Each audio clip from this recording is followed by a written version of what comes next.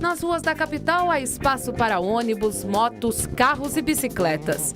Mas é preciso mais que corredores exclusivos e ciclofaixas para uma convivência pacífica e segura.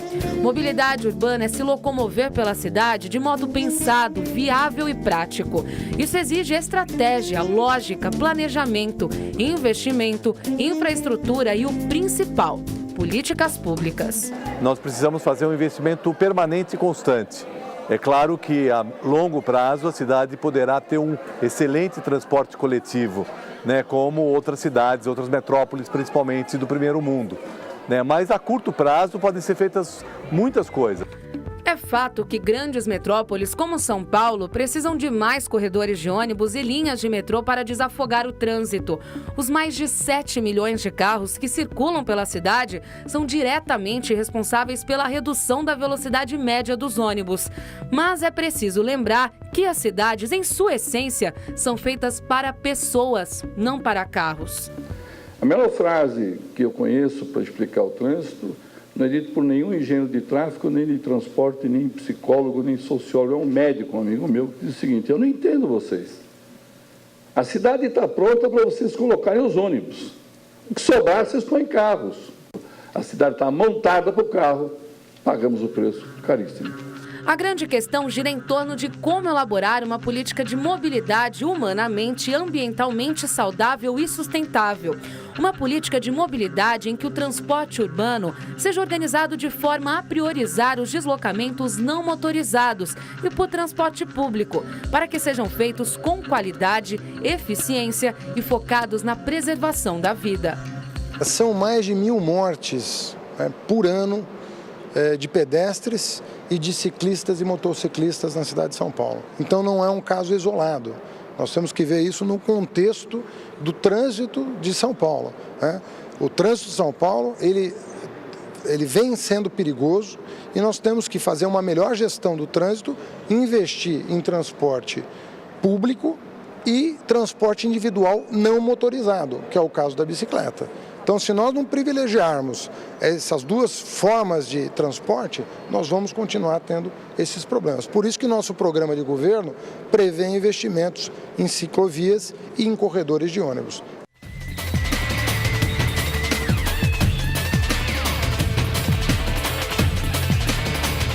Eu gosto muito de aumentar os corredores de ônibus porque é uma solução combinada.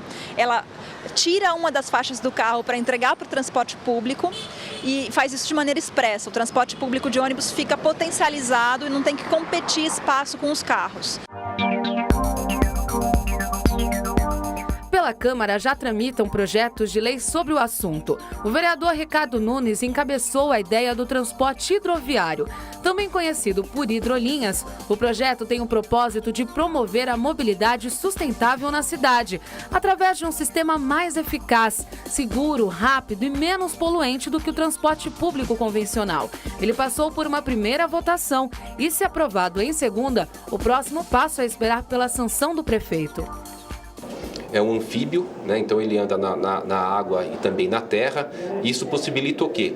Que entre as represas Guarapiranga e Billings, ele consiga, depois por terra, acessar o rio. A gente sabe que na margem do rio passa as estações da CPTM, que se interligam ao metrô, ou seja, vai ser um projeto muito bom para a cidade. Interessante que esse overcraft, como ele é sistema de ventilação, ele precisa só de 10 centímetros de água para poder trafegar. Então não tem hélice, então inclusive aquela questão da poluição dos rios não é um fato impeditivo para esse transporte hidroviário. Segundo uma pesquisa da Rede Nossa São Paulo, 82% dos moradores da cidade deixariam de usar o carro, caso houvesse uma boa alternativa de transporte público. Cada um de nós tem que abrir mão um pouquinho da nossa individualidade, do nosso egoísmo, dar um pedacinho do espaço de cada carro para privilegiar o sistema de ônibus na cidade de São Paulo. Como é que eu faço você gentilmente sair do seu automóvel e vir para o transporte coletivo? Eu preciso te dar velocidade, conforto, frequência e confiabilidade no serviço. A nossa meta para um urbanismo lento, uma rua viva e umas esquinas culturais é promover um urbanismo que um urbanismo que promove o encontro, a convivência e a confiança, em contraposição à situação atual de um urbanismo extremamente rodoviarista que promove o desencontro, a desconfiança e o medo. Os paulistanos querem e precisam de um plano de mobilidade urbana eficiente e de qualidade. De acordo com os dados do Instituto Datafolha, a demanda por transporte público cresceu 68% na última década. Só em São Paulo, a quantidade de pessoas que utilizam o sistema passou de 1.200.000 para 2.900.000 em 2011.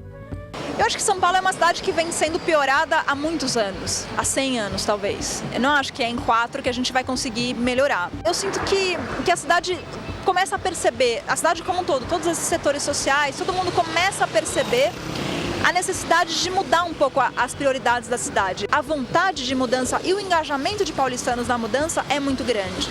E isso ganha uma força de potência tão grande que a mudança pode acontecer mais rápido do que a gente imagina.